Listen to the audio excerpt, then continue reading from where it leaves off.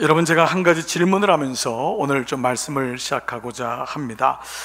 여러분, 최근이나 혹은 이전에라도 누군가로부터 정말 마음을 따뜻하게 하는 위로가 되고 읽으면서 눈물이 핑 돌고 그게 여러분의 삶을 지탱해 줄 수 있었던 혹 그런 편지를 여러분 혹시 받아보신 적이 있으신가요? 어떠신가요? 여러분, 분명히 그러한 시간이 있었을 거예요. 그것이 엽서이든 편지이든 그것이 오래전이든 아니면 근간이든 간에 여러분 편지를 받아보시면서 굉장히 위로가 되고 그 편지를 읽으면서 이렇게 다시 한번 살아야 되겠다, 일어나야 되겠다, 이런 마음을 가졌던 적이 있을 것입니다. 사실 요즘 세대는 이 편지하고는 많이 이제는 좀 동떨어진 세대인 것 같습니다. 저도 목회하면서 이전에는 우리 교우들로 참 편지를 많이 받았는데 요즘은 이게 좀 많이 없어졌고 이제 SNS도 있고 하기 때문에 며칠을 기다리지 못하고 금방 이렇게 오는 내용들이 많이 있는 것 같습니다. 그 내용이야 뭐 비슷하지만 사실 그 편지라고 하는 것으로 오는 정이라든지 느낌은 많이 사라진 것 같아요. 여러분, 오늘 읽으신 본문은 골로새서에 대한 말씀입니다. 골로새 교회라고 하는데요, 골로새는 라오디게아, 온천 지역으로 유명한 라오디게를 중심으로 한 소아시아의 지역을 의미하는 것이 골로새입니다.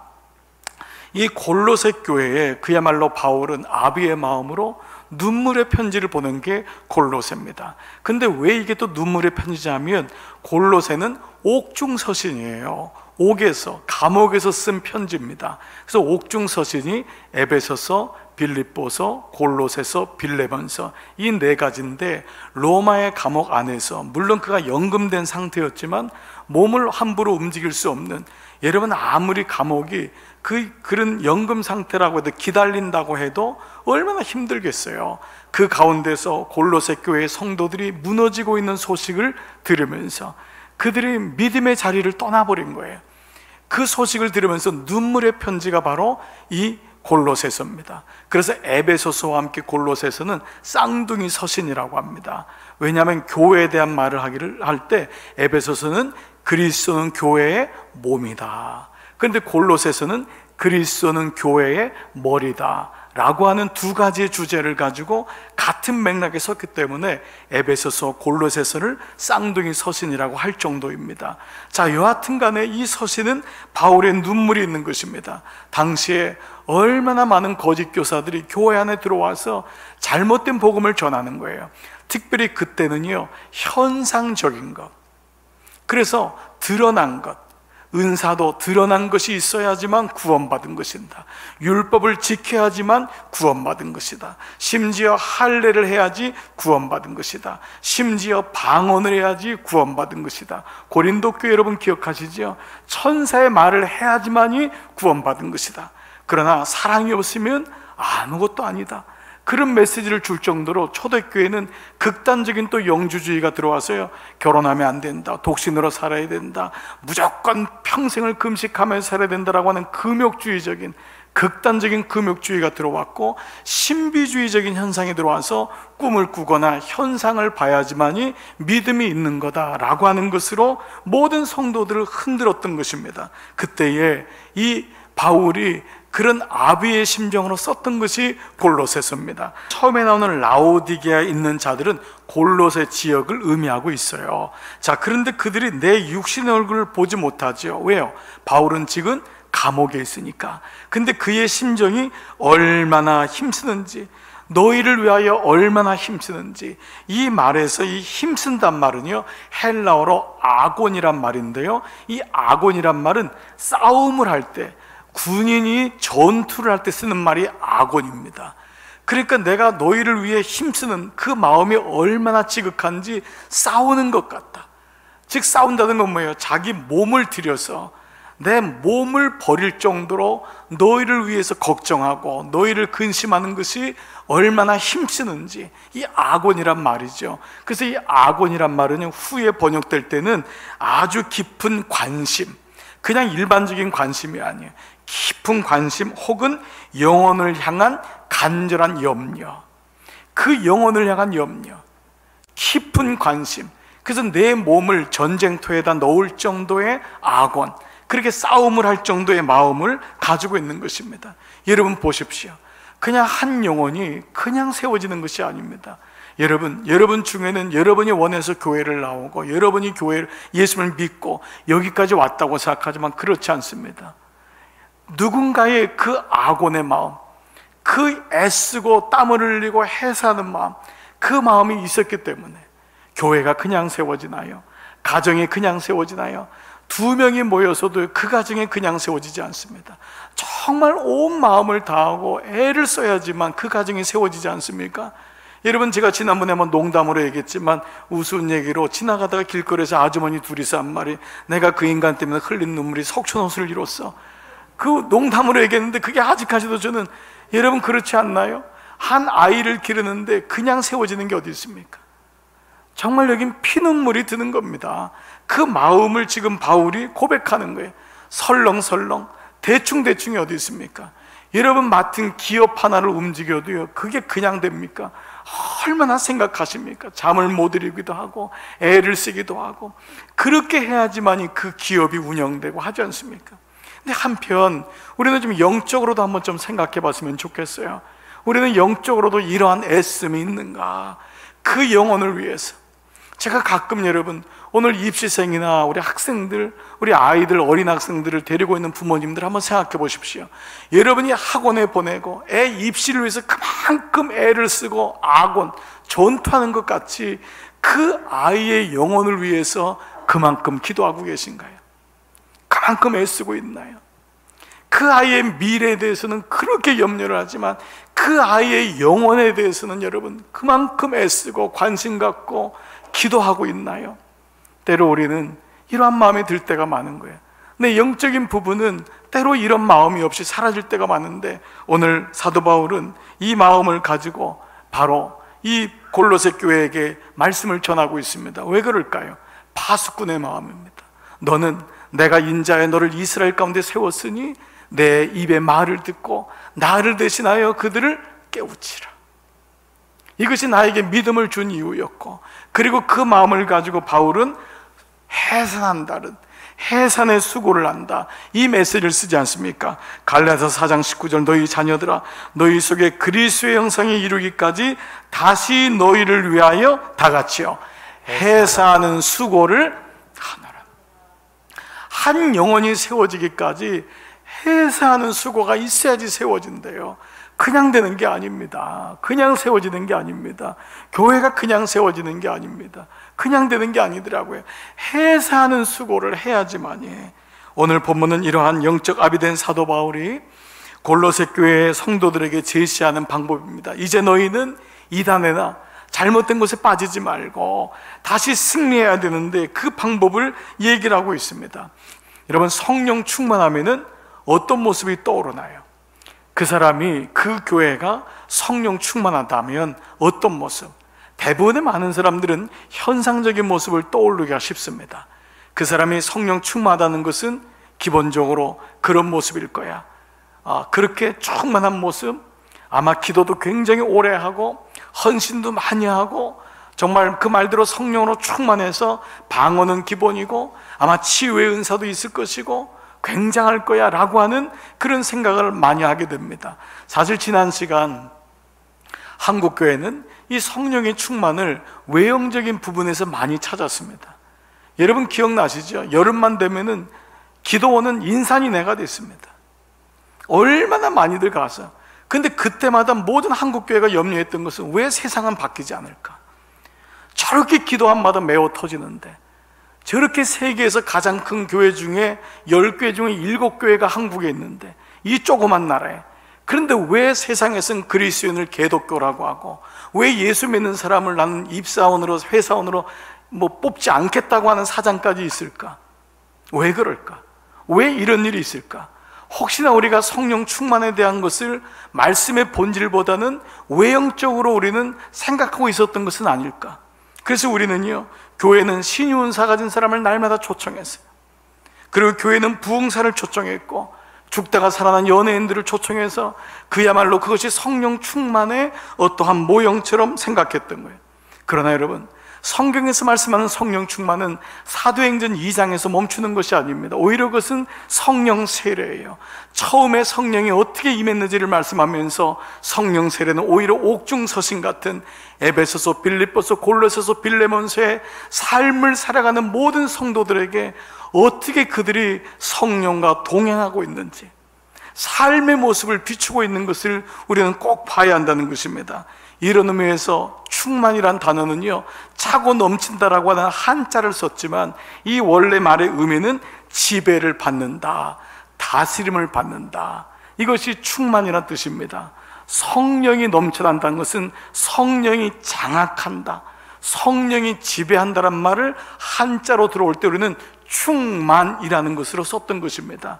다른 것이 다스릴 수 없을 정도로 완벽하게 주님이 우리 안에 계신다 라고 하는 임재의 개념으로 쓰여졌던 것이 성령 충만입니다. 근데 우리가 아까 제가 여러분에게 물었듯이 어떤 성령 충만을 생각하면 현상적인 부분으로 생각할 때가 많습니다. 그래서 어떤 사람은 나는 성령 충만하지 않은가 봐, 심지어 라는 생각도 하게 되죠. 성령의 능력으로, 그분의 다스리심으로 채워진다라는 것입니다. 여러분 암송 말씀 중에 이번에 요한복음 15장 7절 말씀, 15장 5절이 나는 포도나무여 너희는 가지라잖아요. 15장 7절은 뭐였죠? 너희가 내 안에 거하고 내 말이 너희 안에 거하면 무엇이든지 원하는 대로 구하라 다 이루리라. 그런데 그 다음 이 전반절에 있는 말씀이 사실 중요한데, 그 말씀 처음이 뭐죠? 너희가 내 안에 거하고, 그리고 내 말이 너희 안에 거하면, 바로 성령 충만을 설명하는 가장 완벽한 단어가 뭐냐면 이 거하다라고 하는 단어입니다.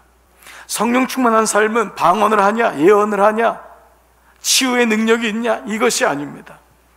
그분이 나를 얼마나 다스리느냐, 그분이 나의 모든 영역을 다스리느냐, 나의 언어와 나의 생각과, 내가 홀로 있을 때, 내가 물질로 인하여 있을 때, 내가 어떤 삶에 있을 때도 그분이 나를 다스린다면 그것이 바로 성령의 충만함, 그분의 다스림이신 것을 말씀하고 있는 것입니다. 그래서 이 성령 충만에 대해서 골로새 교회를 향하여 바울은 그들의 정체성이 무엇인지를 말씀하는데요, 골로새서 1장 6절, 이 복음이, 성령에 대한 말씀을 하는데 이 복음이 이미 너희에게 이르매, 골로새 교회는 복음을 받은 사람이에요. 그러니까 성령이 아니고서는 주를 그리스도로 할 수 없다 라고 하는 그 말씀처럼 이미 그들에게 복음이 임함으로 성령이 임했던 거예요. 성령이 그들에게 임했는데 그들은 성령 충만한 삶을 살지 못했던 거예요.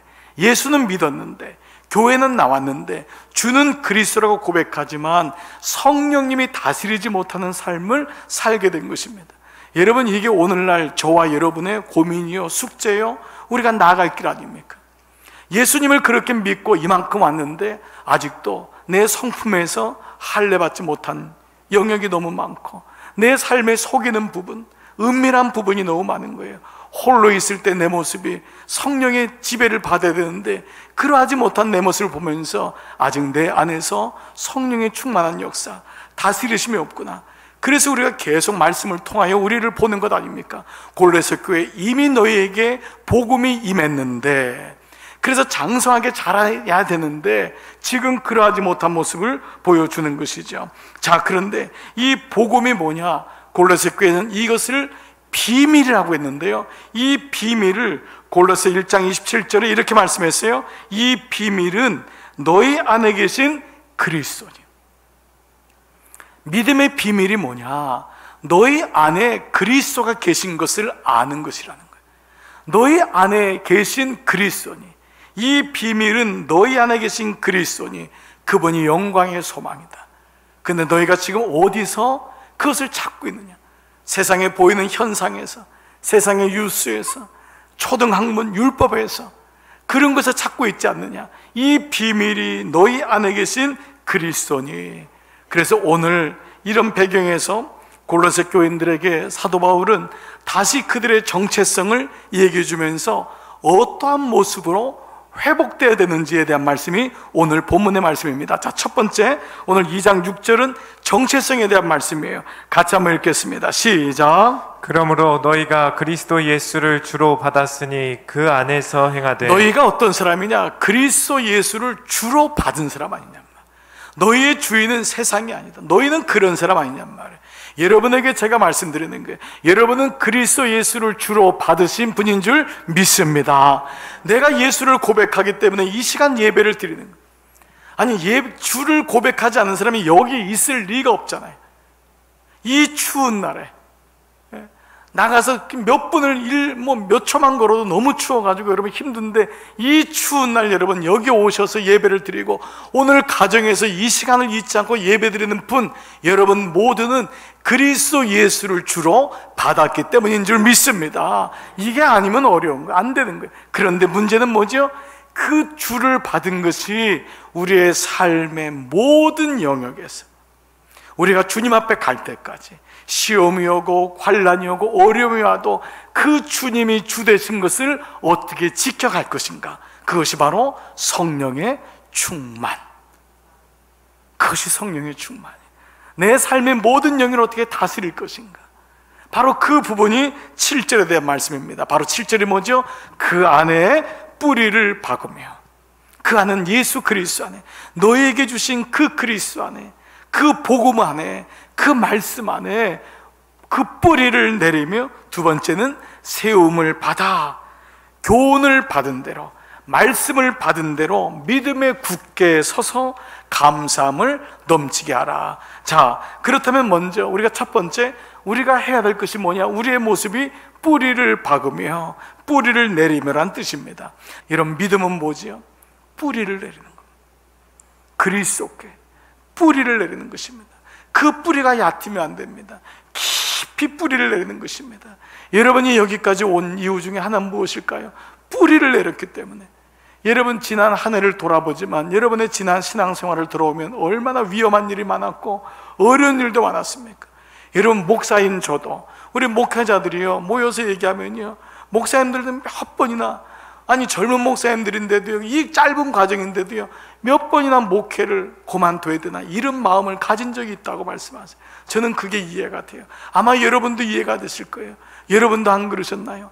예수 믿는 게 그렇게 쉬운 게 아닙니다. 믿음 안에 붙어 있는 게 쉬운 게 아닙니다. 한 교회를 섬기고 성도를 섬기고 믿음으로 살아가는 것이 쉬운 게 아닙니다. 그 비결은 무엇입니까? 뿌리를 내리는 것입니다. 그리스도께 뿌리를 내리는 것입니다. 보여지는 사람이 아닌, 보여지는 교회가 아닌 그리스도께 뿌리를 내리는 것입니다.